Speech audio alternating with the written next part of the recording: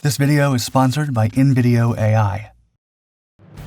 On September 13th, 1942, the skies over Stalingrad had been in chaos for over a year. Suddenly, a lone Yak-1 fighter, marked with the number 32, darted through a hail of gunfire, pursuing a Junkers Ju-88 bomber. With precision born of intense training, the Soviet pilot, head obscured within the canopy, opened fire. The pilot's aim was true. The bomber's engines erupted in flames, spiraling out of control.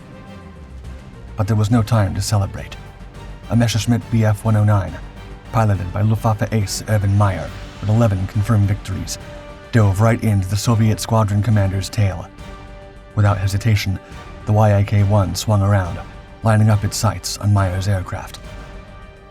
As one of Nazi Germany's most decorated aces and the Yak hurtled towards each other, Meyer had no clue he was facing 20-year-old female pilot Lydia Litviak.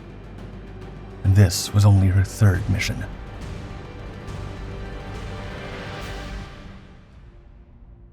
Throughout history, groundbreaking technologies have reshaped the landscape of warfare, from the invention of gunpowder to the development of nuclear weapons. Now, a revolution is unfolding in the realm of video creation, and it's called InVideo AI V3. This new update is a cutting-edge tool poised to transform how AI videos are produced. InVideo AI V3 isn't just another video editor.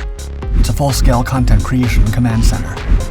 With its state-of-the-art generative capabilities, it can whip up videos on any subject you can conceive using just a simple text prompt. Unlike other AI video tools, it doesn't just generate clips. It creates complete, publishable videos that are fully loaded and ready for your audience. Let's put InVideo AI V3 through its paces. We challenged it to create a short video about a robot in a cyberpunk setting that wants to escape the Matrix. Here's what it delivered in mere minutes.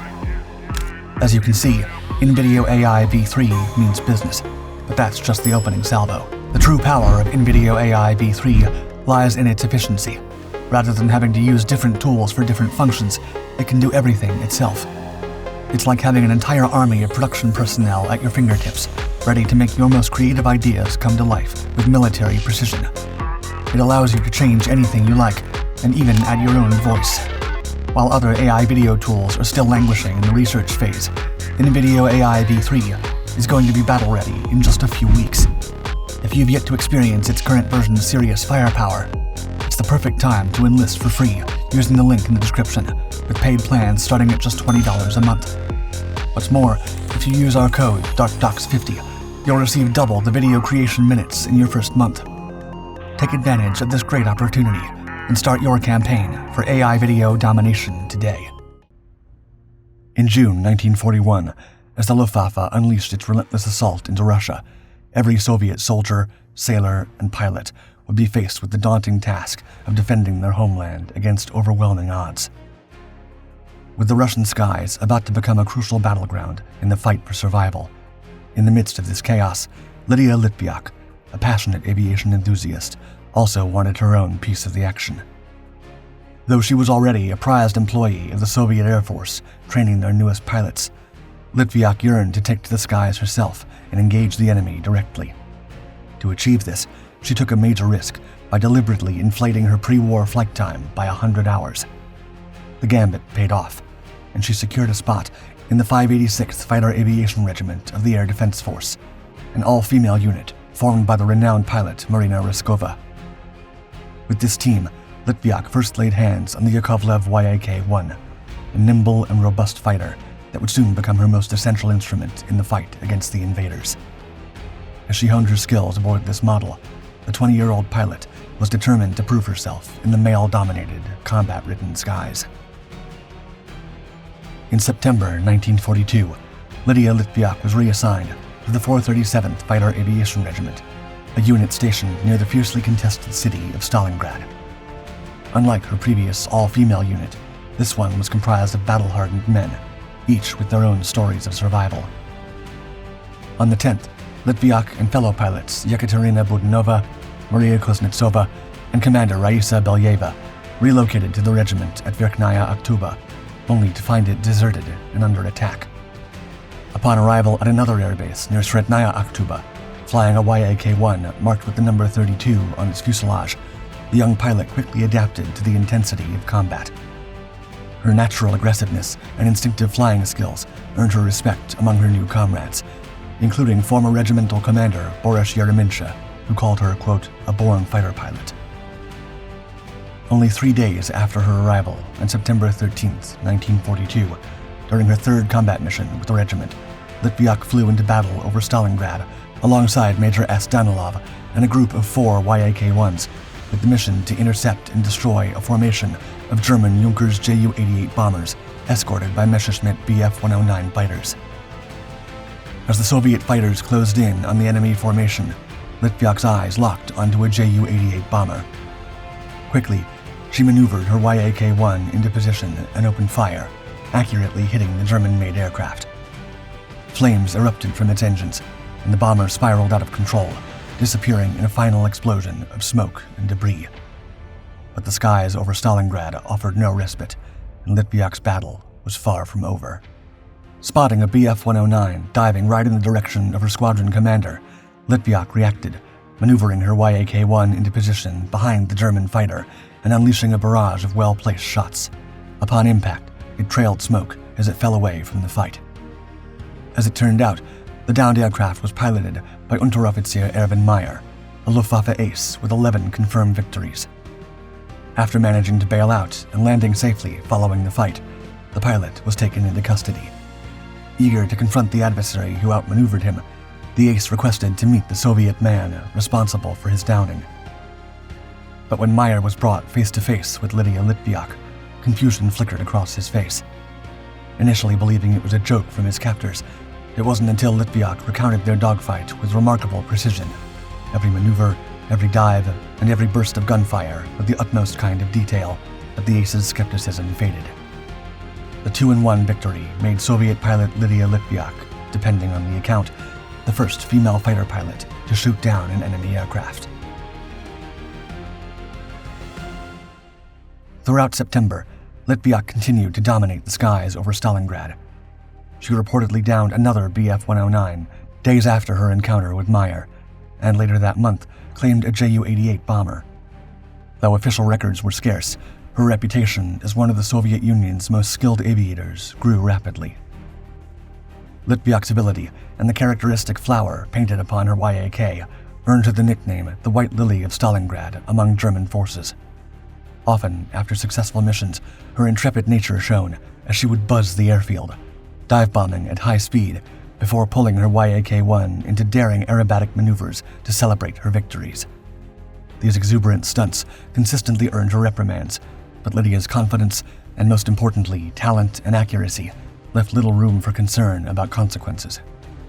Despite her bravado, Litviak wasn't without superstition. Her close friend and airbase mechanic, Senior Sergeant Ina Pasportnikova, recalled, quote, "She never believed that she was invincible.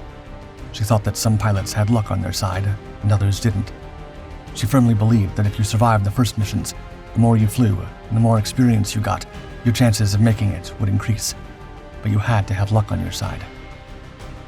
After her brief but impressive stint with the 437th, Litviak joined the prestigious 9th Guards Fighter Regiment, led by Soviet war hero Lev Shestakov. When the unit switched to Bell P-39 Airacobras, she was reassigned to the 73rd Guards to continue flying her trusted Yak-1. On February 23, 1943, Lydia was promoted to junior lieutenant and awarded the Order of the Red Star, recognition given only to those who made critical contributions to the defense of the Soviet Union. As her reputation soared, Lydia was handpicked to pioneer a unique unit. In February 1943, pilot Lydia Litviak, having proven herself repeatedly in the perilous Eastern Front skies, was recruited for one of the Soviet Air Force's most audacious tactics, Okhotniki, or Free Hunter. Reserved for the most skilled, this strategy granted pairs of pilots the autonomy to hunt and destroy high-value targets on their own initiative, operating with unprecedented independence. This elite role, however, came with grave risks. On 2 separate occasions, Litviak was forced to land her aircraft due to severe battle damage. On March 22, 1943, flying with 5 other Yak-1 fighters, Litviak's squadron intercepted a dozen German Junkers Ju-88 bombers approaching their sector. As she often did, she quickly found her mark, lining up a Ju-88 and unleashing a lethal burst of fire. As the bomber plummeted in flames, a swarm of German Bf-109s descended. Enemy fire struck Litviak's plane, a round piercing her leg. Despite the wound, she refused to retreat. Fighting through the pain, she downed one of the Messerschmitts before turning her battered Yak-1 back toward base. Litviak managed to land despite the injuries. Though offered extended leave due to her severe wounds, she adamantly refused, insisting on returning to the fray as soon as possible.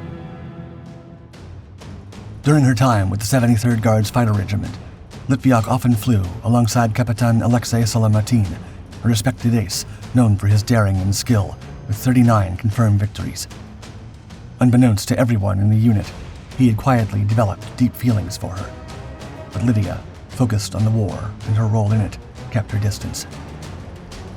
On May 21st, the 73rd Guards gathered for a rare moment of respite to see Solomatin take to the skies, who was about to demonstrate advanced maneuvers to a new recruit. But as his aircraft climbed, something went catastrophically wrong. In what felt like slow motion, the model tipped into an uncontrollable dive, plummeting toward the earth and slamming into the ground within seconds, all in front of the entire regiment. The loss of such a skilled pilot sent shockwaves through the unit.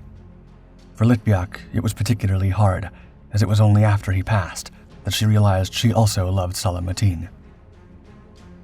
Senior Sergeant Pasportnikova said Litviak's behavior markedly changed following the incident. She began pushing herself harder, often flying 4 or 5 combat missions daily. Litviak, once cautious about luck's role in a pilot's survival, now flew with reckless abandon. On May 31st, 1943, just 10 days after Solomatin's tragic demise, Lydia Litviak attended a secret mission briefing detailing a Nazi artillery observation balloon. Manned by German officers and shielded by anti-aircraft fire, the item had been providing critical intelligence to enemy forces, pinpointing Soviet positions. But despite multiple attempts by ground troops and fighter pilots, the heavily guarded balloon remained intact. Determined to succeed where others had failed, Litviak volunteered for the mission. Initially denied, she presented a bold plan to her commanding officer. Instead of a frontal assault, she proposed a wide, sweeping maneuver to strike the balloon from behind enemy lines. Her daring strategy paid off. Approaching from an unexpected angle, Litviak zeroed in on the hydrogen-filled target. One well-aimed burst was all it took, and the balloon erupted in a fiery explosion. Less than 2 weeks later, Litviak was promoted to flight commander of the 3rd Squadron, 73rd Guards Fighter Aviation Regiment. Mere days into her new role, she led a combat mission that quickly escalated, and the formation of 6 Yak-1s was outnumbered by a massive group of 30 Ju-88 bombers with 6 Bf-109 escorts. Undeterred, the recently promoted pilot Litviak dove into the fray, taking down a Ju-88 single-handedly, before teaming up to eliminate a Bf-109. In the chaos, however, enemy fire struck her aircraft. Forced to make a belly landing, she emerged victorious but wounded.